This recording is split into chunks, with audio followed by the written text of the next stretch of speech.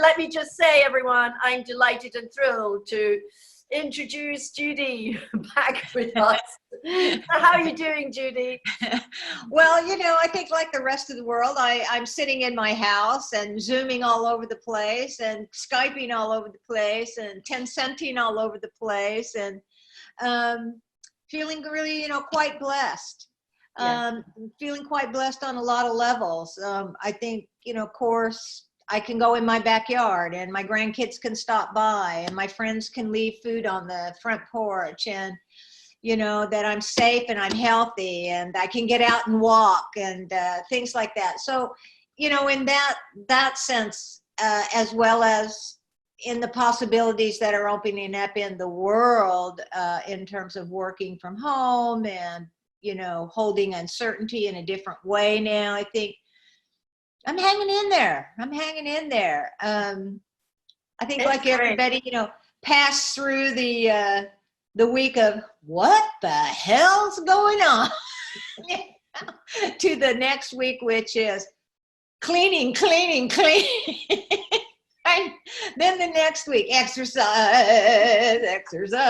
And then like hitting I called it the 1 month blues, you know, just sort of, you know, when will it be done kind of thing. Then I just reached out to a lot of friends and I go, oh yeah, we went through that 2 weeks ago. Oh yeah, we went through that. And so that beauty of having blessed by a great community, so I didn't have to hold that myself, that I could share it and it was held in a bigger space. I mean, just so many blessings. And I'm absolutely aware of, you know, the very difficult things that are happening with people's families and their jobs and losing loved ones and suffering with illness. I mean, I can't not continually to stay connected, you know, in some way to that reality. Yeah. So thanks. Nice question.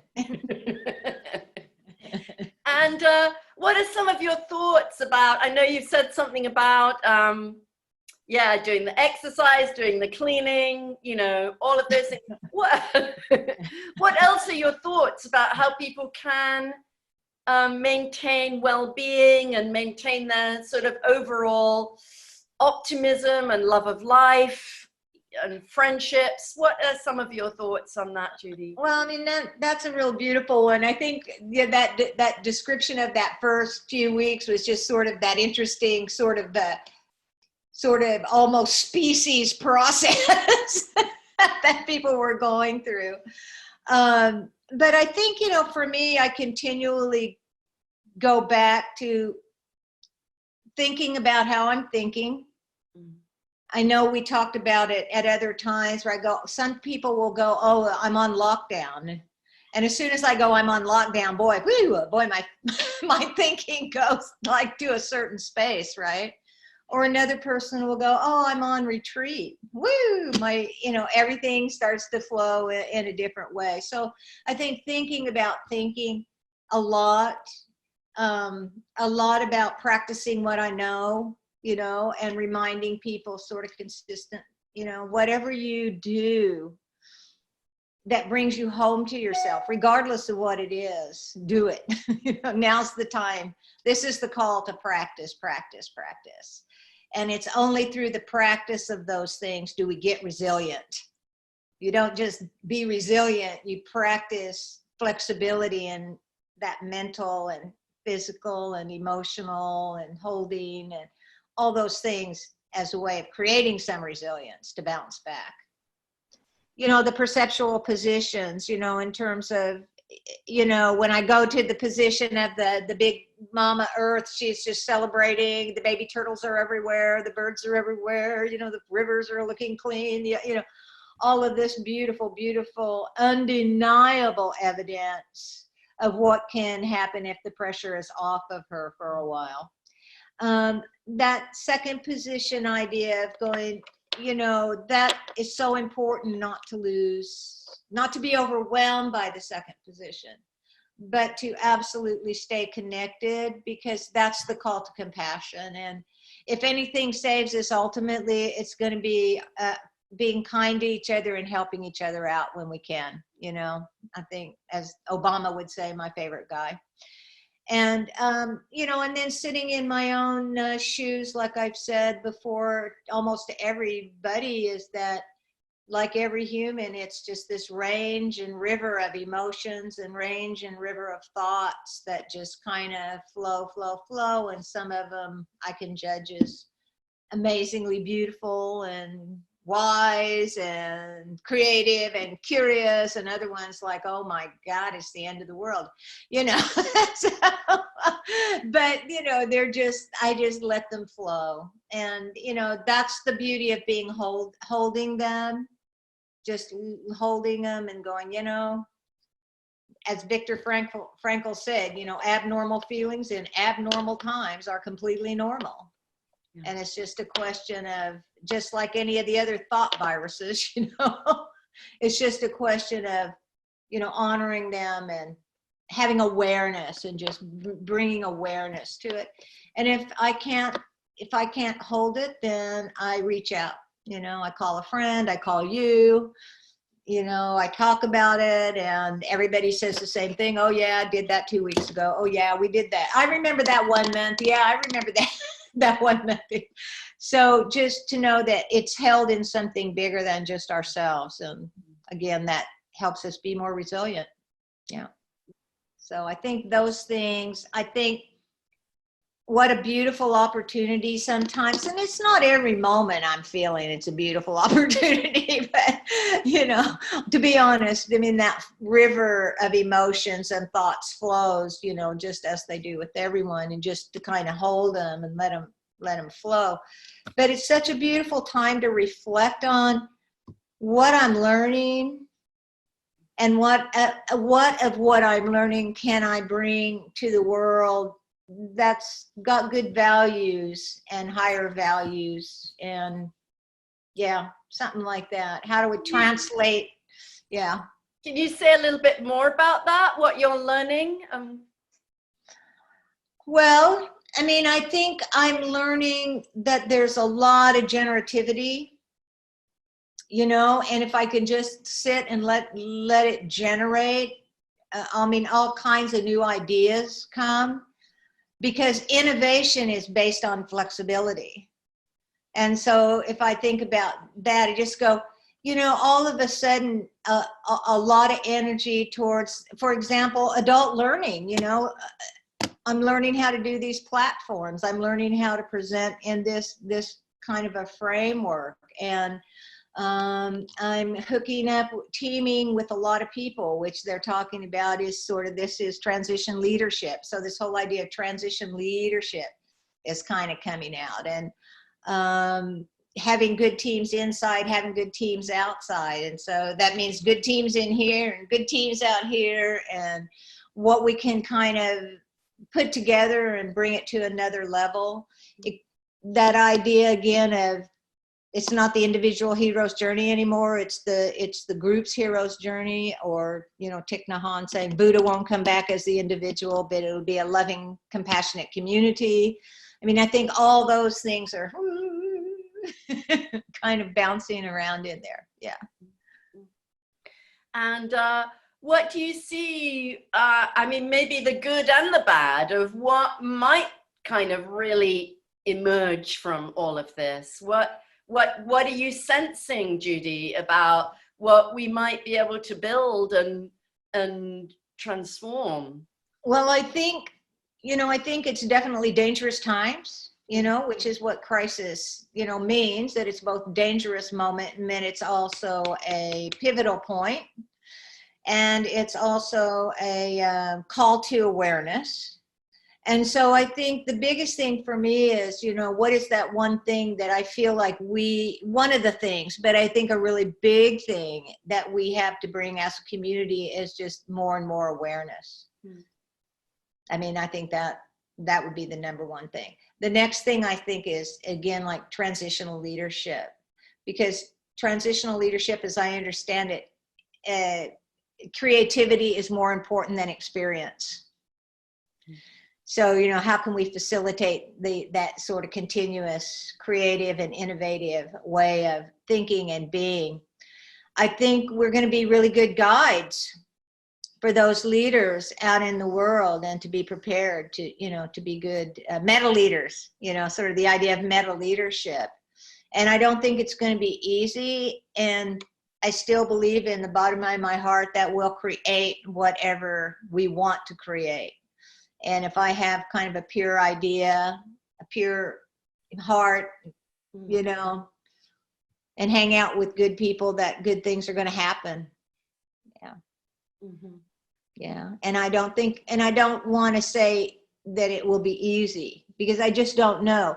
And I think that's part of the biggest problem for people, is having to hold uncertainty for such a long period of time. And, you know, you and I, all of us sitting here, all have the skills. We know a little bit about doing that, just all the way back to learning a modeling state, right? How to just be okay with not knowing. Mm-hmm. But it's got to be extreme. And we even hit the walls, right? So I know that's going to be one thing, because nobody knows how long this is going to last. Nobody knows if it's going to make a few circles around the globe, as usually these things do, until, you know, the bright idea arises, you know, about what to do about it. So I wonder if you could say a little bit more. I know that it's been part of your whole life's work in a way, this idea of being able to hold uncertainty and not know. I wonder if you can share some of your sort of practical ideas, and tools around that for people. Yeah, I mean, I would say, first of all, we do it all the time. You know, anytime we learn something new and have to let go of a point of clarity, we let go of that certainty of that point of clarity in order to be uncertain for a while. And we might call it confusion, or we might call it just, I don't know. I'm in a place of just not knowing. And then I get that new point of clarity at some point. To have the structure sort of shaken around outside on so many different levels. I mean, so many things that we have assumed were certain and assumed were secure, all of a sudden are at least question mark, you know, at least maybe not. That's the problem. Maybe not. And so just being able to practice the idea of going, what am I certain of? I'm certain I'm here. I'm certain I'm breathing. I'm sitting in my living room. I'm talking to Judy DeLozier. You know, it's a beautiful day outside. I mean, there are lots and lots of certainties, right? So to ground myself in that, in the present first. And then go, okay, now what is the best space in me? What is the best kind of, I don't know if you want to call it a coach state, we can call it a modeling state, we can call it a state of prayer or meditate, whatever that space, presence, whatever that space is, where I'm kind of holding that sense of going, well, yeah, there's a lot of uncertainty out there, but there's always uncertainty out there. That's the funny, illusional part about it. It reminds me of when I asked one time, I said, you know, how much work do you need, like in your notebook, to feel secure? And she said, well, I have to have 18 months of work defined. Yeah, and I see you going, whoa, wow. Right. And I'm thinking, in my mind, I'm thinking, you know, well, I have, you know, I have stuff there. I was just curious what that relationship is. And I remember just thinking, you know, anybody could call any minute and go, oh, that workshop's canceled. You know, so it's just kind of an illusion to me, you know. And like everybody else, that's one truth. And then like everybody else, you know, it's not easy to start to kind of feel like I have to be comfortable with these sort of uncertainties, mainly because I have a lot of experience of them my whole life. And that maybe is that point of that transition kind of leadership is I have to move to flexibility. I have to move to creativity. I have to move to, that's where my resilience is. I can't rely, experience isn't going to necessarily help me with that. Maybe. I'm just wondering.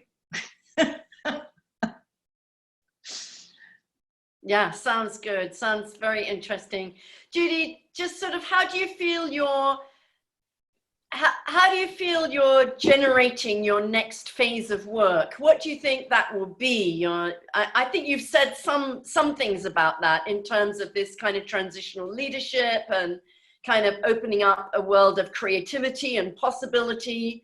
I wonder if there's more that you could say about where your work is at the moment and how you see yourself bringing your own work forwards. Oh, yeah, that's a really big question. I think it's kind of a continuum.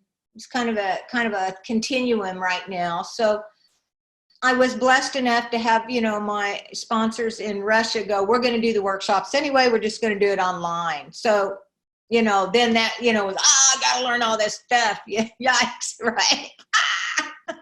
But that was a blessing because that, gave me a feeling of continuity, that there wasn't 100% total feeling of interruption. Plus many people, especially in Asia, stayed in touch with me the whole time. And so we started planning very early what possibilities could emerge. So, again, I think that was a blessing. So part of it is finishing some things that were already, kind of moving in that direction. And then there's the disruption, right? Then there's the sort of point of disruption. So this is where I think teaming became really great. My friend Carlos from Spain says, what if you teach, 10 days of sort of training skills, just like presentation skills or creating a training, how to create a training, a little processes. And he says, and then I will take them and teach them how to put them online and teach them all these different platforms, right? Because I thought this could be a nice offering to put out into the community that might help people take that next step, so that it's a choice. So there's sort of that space. And then I don't know what's coming, I don't know. But I think the transition leadership a little bit around there. I think Bloom a Life is going to find its space now because it has to do with what do we want to bring, what do we want, what do we have now more in the inner world that we want to bring to the outer world, which is a sense of a new mission or a mission. Yeah. And also we're thinking we might do Passion in Action. We might do one of our community leadership programs. Absolutely. Yeah. Absolutely. I think all of those are really wonderful contributions to the community. And I think we have the capability of, I don't know anywhere in the world that some people don't speak English, that if the timing can be set, in a way that they feel comfortable or whatever, I think all of those things are possible. And I think we have to do it. I think it's the time, Yeah. Passion in Action now is a question. And you're right, Judith, because that was the one question was, I make jokes about it. I go, I feel like I'm going to have to be resocialized, to go back out in the world, it's got to go. But a lot of people were saying, maybe another way of saying that, where people were asking about, reigniting my passion. Yeah. Because it just been sustaining, sustaining, and sort of, it's disruptive, it just disrupts. It's like a giant pattern interruption, and then kind of have to set the restarts. And I think Passion in Action will be fabulous for that. Leadership, fabulous for that. Yeah. Yeah. That's lovely, Judy. Is there anything else you want to just say? There's lots of people who are your students and your colleagues and your friends, all around the world. Is there anything else that you want us to just put on this video? Well, I would just say, that I am just totally so proud to be a member of this community. And I am so absolutely amazed at the quality that people have risen to the challenge and just taken it into their communities, into the world, into the schools, you know, into the businesses, into the art, you know, everywhere I've seen in our community people stand up, as Nick LaForce would say, take your place, you know, and have really reached out. You know, everything from being on television to talk shows to offering free trainings. I mean, it's just absolutely such an honor to be in that community, walk with everybody. That's what I would say. Keep it up. Yeah. Judy, thank you so much Pleasure. for being with us and spending the time. And from me and Muriel at PPD Learning in London, thank you very, very much. Thank you. Thank you, guys. Blessings to you both.